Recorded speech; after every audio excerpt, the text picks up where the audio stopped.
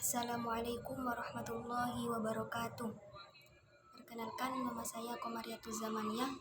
Saya dari Prodi PAI 2C. Saya di sini akan mempresentasikan yaitu bab 3 mengenai History of Abbasiyah Klasik. Pembahasan yang pertama yaitu kontribusi tokoh pemikiran pendidikan Islam masa Abbasiyah. Tonggak berdirinya dinasti Abbasiyah itu berawal sejak merapuhnya sistem penguasa Bani Umayyah yang berujung pada peruntuhan dinasti Umayyah di Damaskus. Maka, upaya untuk menggantikannya dalam pemimpinan umat Islam adalah dari kalangan Bani Abbasiyah. Propaganda revolusi Abbasiyah ini banyak mendapat simpati masyarakat terutama dari kalangan Syiah. Nama dinasti Abbasiyah ini itu diambil dari nama salah satu seorang nabi. Salah satu paman Nabi yang bernama Al-Abbas ibnu Abdul Muthalib ibnu Hashim. Dinasti ini itu didirikan oleh Abdullah As-Saffah ibnu Muhammad ibnu Ali ibnu Abdullah ibnu Al-Abbas.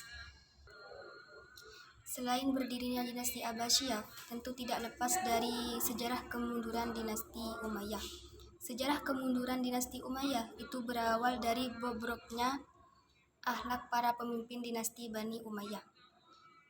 4 pengganti khalifah setelah Muawiyah dan Abdul Malik. Melihat keadaan semakin kacau, keluarga Abbas pun memanfaatkan situasi dan bergabung dengan pendukung Ali dengan menekankan hak keluarga Hashim, yaitu dengan memanfaatkan kekecewaan publik dan menampilkan diri sebagai pembela sejati agama Islam. Melanjut pembahasan yang kedua yaitu kemajuan ilmu pengetahuan. Ada beberapa presentasi yang menonjol yang pernah diraih oleh dinasti Abbasiyah, bukan hanya dalam bidang agama saja, tapi juga dalam bidang sains dan teknologi, filsafat, ekonomi, dan bidang manajemen administrasi. Keberhasilan tersebut dapat dilihat sebagai berikut. Yang pertama yaitu bidang ilmu agama. Selain gerakan penerjemahan, kemajuan ilmu dan peradaban era Abbasiyah juga ditandai dengan perkembangannya ilmu-ilmu keislaman, ilmu sosial, dan sains.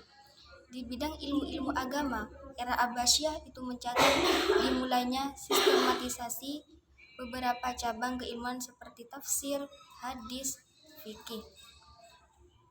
Hampir dapat dikatakan pada dekade Abbasiyah, kemajuan dalam bidang agama itu sangat fantastik.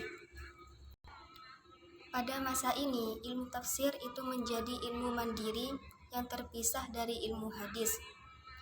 Buku tafsir yang lengkap dari Al-Fatihah sampai An-Nas juga dimulai disusun.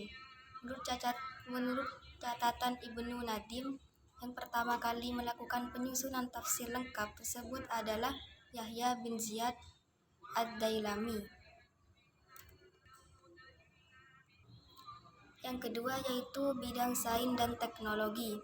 Kemajuan yang dicapai oleh umat Islam di era Abbasiyah tidak hanya terbatas pada ilmu-ilmu agama atau yang biasa diistilahkan dengan ulum nakliyah saja, melainkan juga disertai dengan kemajuan ilmu-ilmu sains dan teknologi atau ulum akliyah. Kemajuan yang dicapai pada era ini telah banyak memberikan sumbangan besar kepada peradaban manusia modern dan sejarah ilmu pengetahuan masa kini.